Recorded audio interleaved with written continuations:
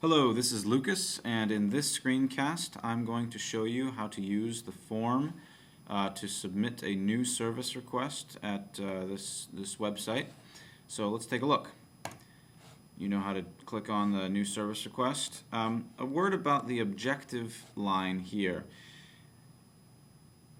It's very important that you can summarize, capture your service request in a single phrase, because if you can't, then it's a good indication that you need to submit more than one request. Now, obviously, we've given lots of space here to add lots of items to a single request, so it can be pretty full. A single request can be pretty full, but if you cannot summarize your request in a single as a single phrase and as an objective, then it's a good indication, like I said, that you need to submit more than one. But obviously, you can add an objective here, and then what we need is some general information about the person submitting the request. So your phone number, your name or the name of the ministry leader who will contact, the name of the ministry, and also your email address.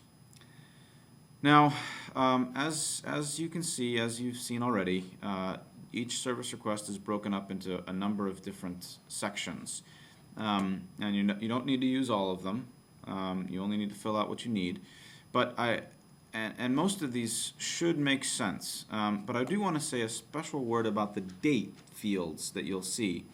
These date fields are very important, and they need to be filled out correctly. Otherwise, the support committee is not going to know when things need to be done or what needs to happen when. So it's very important that you fill these out correctly. These dates on the office section have to do with when you plan to actually be in the main office using the facilities. So that helps Allie know what to plan for. This is when you need to use the copier. This is when you need to produce a mass mailing. If you need a bulletin announcement or an email list announcement, you need to put the actual text of the announcements in this box here, in these two boxes. And then specify when they need to be aired in this box. Going down to the design section, you'll see you've got a bunch of different options here. Just check what you want, the options that you'd like, and then put your notes in here. And this again is a very important deadline. This is when you need the design committee to deliver product to you. Okay, so this is the deadline that you have set for the design committee to submit an item to you. Going down to editing, it's the same thing. You've got notes, you've got some other boxes that should make sense, but you also have an editing deadline. This is when the editing committee, needs to actually deliver the content to you. Now, heading down to general event info.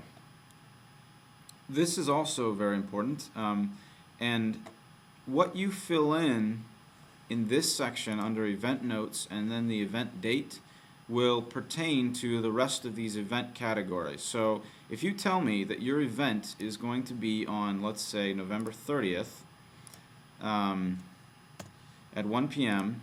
and it's going to go until November 30th to 3 p.m., then the logistics and the people handling logistics and AV are all going to assume that you're talking about that event. All right. Now this again is only the date of the actual event. It's not the date, and so this is not the date at which you need items delivered to you. So in other words, if you put this date in, but you don't submit, and you need a brochure and a poster to advertise for this date, but you don't submit the date for the deadline for the design committee, they're going to assume. Well, first of all, the design committee is going to assume that you have nothing for them to do. But even if they do think you have something for them to do, they're going to assume that that the date you want it delivered is maybe at the latest this date, or at the earliest this date. So my point is, even if you've added an event date here, you need to, if you've got posters or anything that needs to happen before the actual event, you have to specify that date here. All right. So, like I said, you specify the event date and then the event logistics, the event audiovisual stuff, and the event catering, we assume that all of that has to do with the event that will be held on the date specified right here. Okay, so I think that the rest of it makes sense. You've got audio-visual and catering. There's technology notes if you have something particularly technological that you need help with. If you have any questions about this, or if you're filling the form out and you don't understand something, you can send me a quick email. All you do is click over here at the suggestions and type in your information here and send it. This will end up in my inbox, so don't hesitate to use it. And I hope that this has been informative, and like I said, send me a question if you have any questions. Thanks a lot. Bye-bye.